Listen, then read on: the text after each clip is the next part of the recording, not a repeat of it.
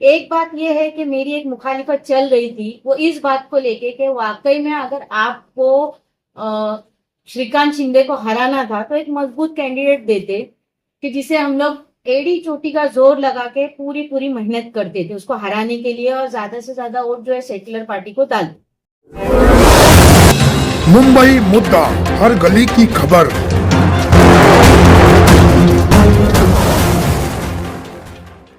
भाभी, जैसा कि कल्याण लोकसभा का 20 तारीख को इलेक्शन है, उसको देखते हुए आप क्या कहेंगे?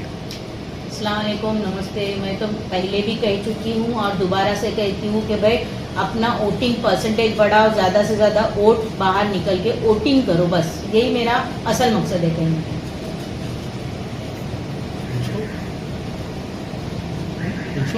भाभी, आप जैसे बोल रहे हैं कि वोटिंग परसेंटेज बढ़ाओ, अभी आपसे पहले इब्राहिम भाई से भी बात हो रही थी कि आप लोग ऐसा प्रचार कर रहे थे कि नोटा का बटन दबाइए, तो ये कहाँ तक सच है? ऐसा आप लोग पर आरोप लगाया जा रहा है। किसने लगाया आरोप? मैंने तो नहीं सुनी, किसी ने मेरा नाम तो लिया नहीं है, तो मैं कैसे ये मानूं? नहीं, सिर्फ ये इतना कहा गया है कि अलमास कॉलोनी में miss and Mrs, mister and Mrs, पता नहीं मुझे, क्योंकि अलमास कॉलोनी में तो मिस्टर एंड मिसेस तो ऐसे बहुत से हैं, तो किसको बोलेंगे आप लोग?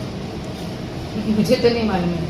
आपके पास कोई प्रूफ है मेरे नाम का, या फिर आपने कहीं मुझे देखा है? तो आप किस पार्टी को समर्थन कर रही हैं अपना? देखिए, इस बार का जो इलेक्शन है, ये जो माहौल चल रहा है, इसे अभी हम जैसे नेता बोलकर किसको वोट डालना है नहीं डालना है ये कोई मायने नहीं रखता है। यहाँ आज के तारीख में जो जनता है ना, वो बहुत जागरूक जनता है, उसे बेहतर मालूम है।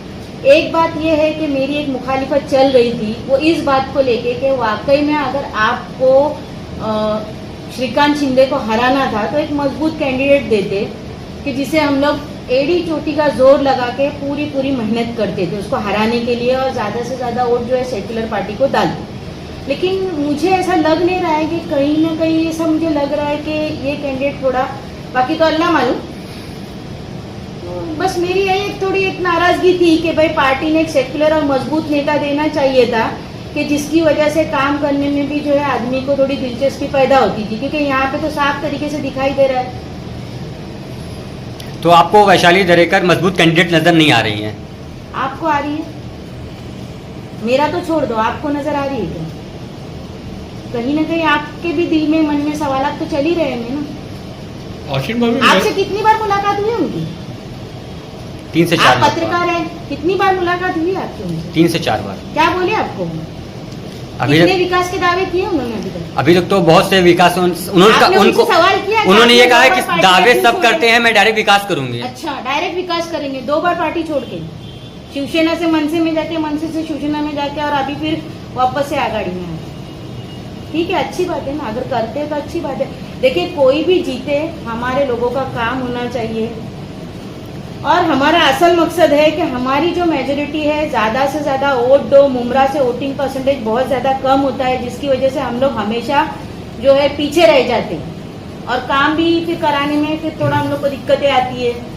तो बेहतरी इसी में है कि ज़्यादा से ज़्यादा वोट डालें। लोग जानते हैं, आजकल हर कोई नागरिक जो है जागरूक हो चुका है, वो बेहतर जानता है हमें किस तरफ मतलब रुजू होना है, कहाँ वोट डालना है और क्या करना है। अच्छा, वो अभी मेरा भी एक सवाल रहेगा कि कल्याण लोकसभा की जो यूबीटी की उम्मीदवार है वैशाली दरेकर, आप ऐसा मानते हो काफ़ी कमज़ोर है डॉक्टर श्रीकांत शिंदे के सामने, लेकिन सवाल ये है कि जो यहाँ पे इंडिया अलायंस है, 3 पार्टी उसके अंदर है, कांग्रेस है, शिवसेना है और एनसीपी है, तो कौन सी सीट पे कौन चुनाव लड़ेगा, ये जो पार्टियों का शेष नेतृत्व होता है वो ये तय करता है कि किसे उतारना है। समझे ना? आपने कई वीडियो के अंदर कहा कि अवार्ड साहब को क्यों नहीं टिकट मिला। अरे भाई, जब आपके नेता अवार्ड साहब ही उनका समर्थन कर रहे तो आपको समर्थन करने में परहेज क्या है? अरे तो मैंने कहा नहीं बोली, मेरा कहने का मकसद क्या है कि एक सेक्युलर को दो आप टिकट, आवाज उठाने वाले को टिकट दो। क्या गलत सवाल की मैंने? मेरा सवाल, हमारे नेता है, हम कहाँ नहीं बोल रहे, इसीलिए तो मेरा गुस्सा है। क्या वाकई में अगर आप लोग चाहते हो तो सेक्युलर को दो ना, आप एक आवाज आगे जाने दो। लोकसभा का इलेक्शन है, वहां पे जाएंगे, हमारी आवाज रखेंगे, तो आवाज रखने वाला लोग अगर आपको चाहिए और वाकई में आपको लग रहा है कि और मैं किसी कैंडिडेट को कमजोर नहीं बोल रही हूँ, मैंने किसी के ऊपर इल्जाम नहीं लगाया है। जो मेरा एक अपनी जाती राय है, मैं राजनीति में आज मुझे भी 17 साल हो गए, मैंने एक अपना जो नजरिया है वो मैंने आपके सामने रखा है। नहीं, आपने कहा ना कि मजबूत कैंडिडेट नहीं है। मैंने अपनी जाती राय ऐसी रखी है आपके सामने, मुझे क्या पता। देखिए वो तो तकदीर की बात है, उसकी किस्मत में अगर होगा तो वो जीत के भी आ सकती है। लेकिन जहां तक हमने मतलब एक वो देखा है तो ऐसा कहीं नजर नहीं आ रहा है ना। अभी आपने देखा होगा कल ही वो मेरे ख्याल से मैंने सुनी हूँ कहाँ पर डॉक्टरों की भी एक मीटिंग हो चुकी है, और भी पता नहीं क्या क्या। वैशाली दरेकर सेकुलर नेता नहीं है, आपको ऐसा क्यों लगता है?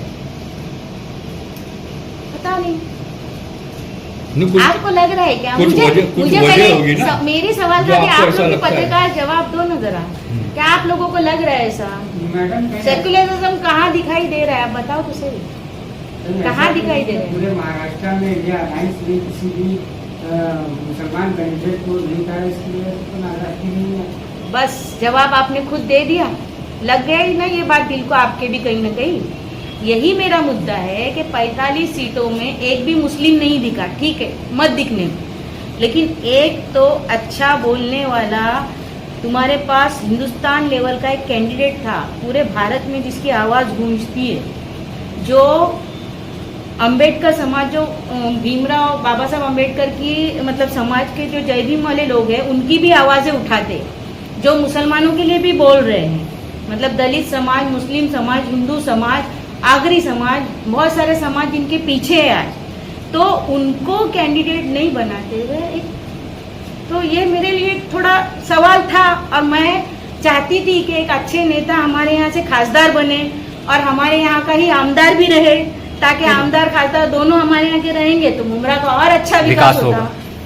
अब नहीं हुए तो नहीं, अब उसको क्या कर सकते हैं, जो होने वाली बात थी वो हो गई, अब उसके पीछे। कल्याण लोकसभा सीट को लेकर आप जनता से क्या अपील करना चाहेंगे? और मैं खास चीज एक बताऊंगी कि ये लोग जो बोल रहे हैं कि इंडिया अलायंस में, तो ये लोग ने मुस्लिम कैंडिडेट के सामने अपना कैंडिडेट क्यों उतारे? मुसलमान कैंडिडेट तो तुमने दिए नहीं दिए, उसके बावजूद तुमने अभी जैसा इम्तियाज जलील के सामने कैंडिडेट दिए, फिर इमरान प्रतापगढ़ी है, ये भी किसी मुस्लिम के सामने ही है। तो इस तरीके से 2-3 जगह पे इन्होंने इनका कैंडिडेट दिए, तो उसके बारे में आप क्या कहना चाहोगे? वोटों की देखिए सबसे बड़ी बात है ना, मुसलमानों से खेला जाता है, मुसलमानों के वोटों से खेला जाता है। ये अभी जो हालात चल रहे हैं बहुत ही नाजुक हाल है। बीजेपी हमको किसी हाल में नहीं चाहिए, मुझे श्रीकांत शिंदे से कोई लगाव नहीं है। मैं नहीं बोलती कि आप तीर को वोट दो, आप तीर को भी मत दो, कमल को भी मत दो, लेकिन जो मशाल की कैंडिडेट है वो कहीं मजबूत, आप यानी ऐसा कोई कैंडिडेट आप देते कि जिसके लिए हम खुद होकर डोर टू डोर जाते, अपना जाती पैसा लगाते, हम भी मेहनत करते और हमें एक फख्र होता कि नहीं भाई, कहीं ना कहीं हमें एक उम्मीद होती कि भाई हमारा कैंडिडेट जीत के ही आएगा। आज वो उम्मीद नजर नहीं आती। जनता से क्या अपील करना चाहेंगे चुनाव को लेकर? देखिए जनता से मेरी सिर्फ और सिर्फ एक ही अपील है कि अपना वजूद दिखाओ, ज़्यादा से ज़्यादा वोट दो।